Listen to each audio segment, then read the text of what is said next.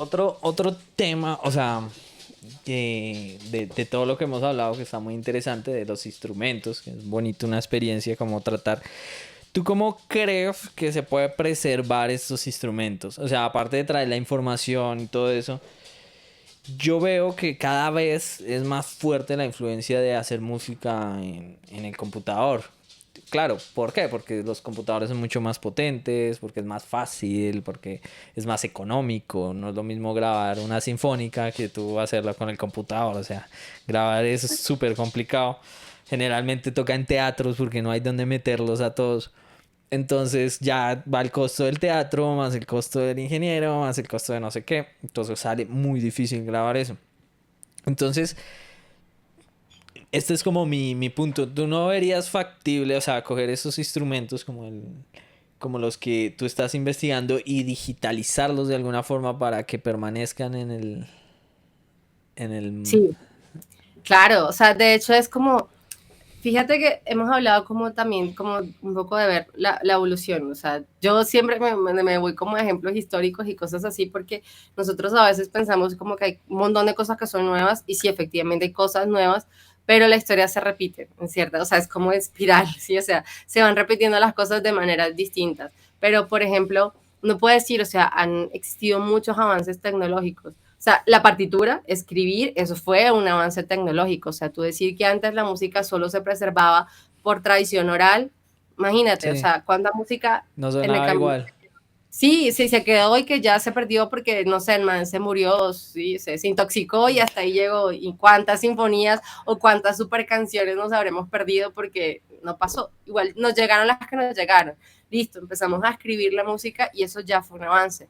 Después de escribirla a, bueno, llegamos a digitalizarla, a grabarla como tal, no solamente el papel, sino cuando ya fonográficamente se comienzan a hacer las primeras grabaciones, que eso fue como boom.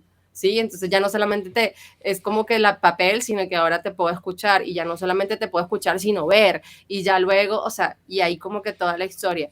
Y en ese caso, en este momento lo que tú dices es muy cierto, o sea, ayer precisamente yo estaba viendo como un programa, estaba con mi papá y estábamos hablando como de eso y yo le decía como, men, o sea, todo como que va cambiando tanto, pero al mismo tiempo se mantienen ciertas cosas, ¿sí? O sea, decir de alguna manera como yo puedo coger esto y ahí antes era la consola gigante, o sea, en los años de los 80, esas consolas, porque era como un documental sobre música Sí. de los 80, y uno decía, wow, esas consolas y todo eso, y para estudiar, ir a grabar al estudio, entonces te tocaba pagar, te tocaba un montón. Ahora tú con una mini interfaz, tu compu y listo, o sea, dale, ahí tú puedes ir haciendo, y eso es espectacular, porque personas que antes no tenían el acceso a generar o a desarrollar su creatividad, ahora lo podemos hacer desde la casa y eso es espectacular.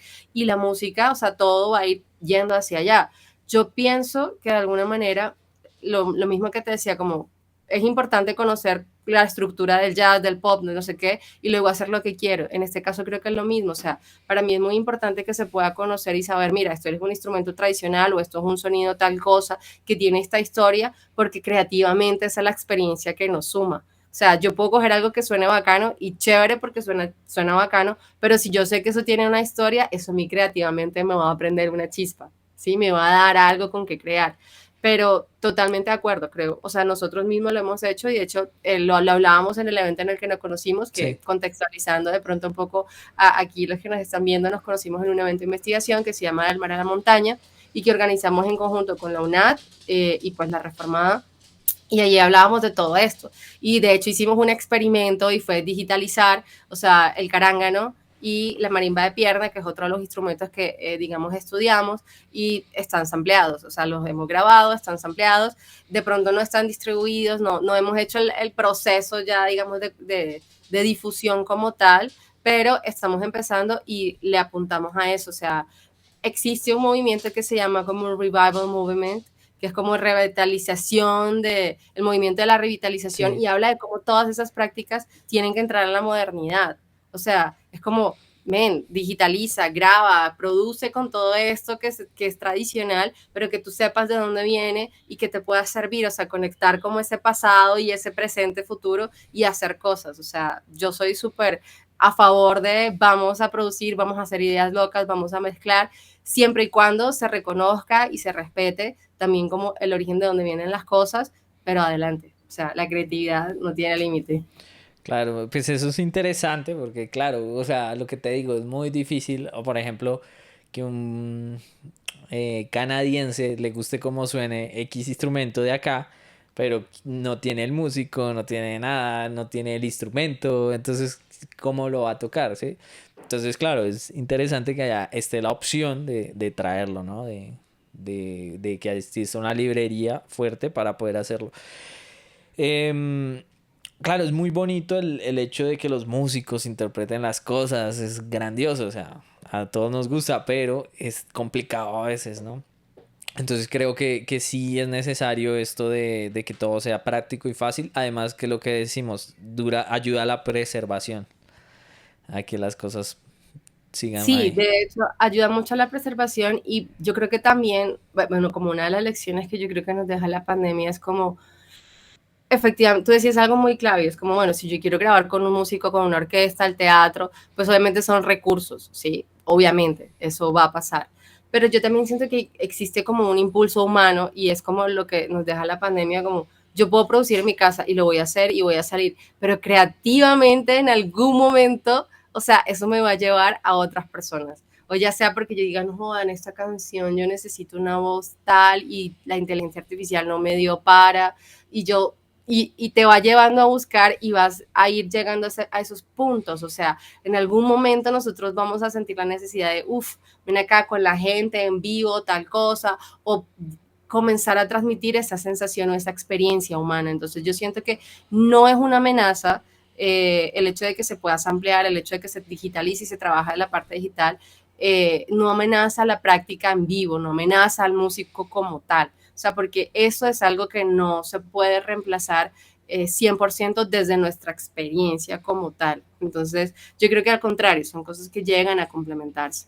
No, y la verdad yo estaba viendo, estoy viendo unos estudios de un libro que estoy leyendo y decía que la depresión, la ansiedad, eh, los problemas mentales realmente que tenemos ahora, hasta el apego a las parejas, porque si tú miras, antiguamente la gente era como más despegada. O sea, sí, tenía su pareja, pero iba por por su vida. Es dado a esto, a que todo está digitalizado. Entonces, como decimos, claro, se mantiene, pero se pierde. Entonces, claro, es genial. Por ejemplo, yo puedo hablar contigo en este instante y podemos tener una charla interesante y traer el conocimiento, a pesar de que estamos en ciudades diferentes y todo. Pero créeme, y estoy seguro que si tuviéramos esta charla tú aquí al lado mío, sería mucho más enriquecedora y podríamos hablar mejor y yo vería lo que tú estás transmitiendo, tú verías lo que yo estoy transmitiendo y sería para el oyente, el tercero que lo vea, sería más rica. Y eso influye en todo.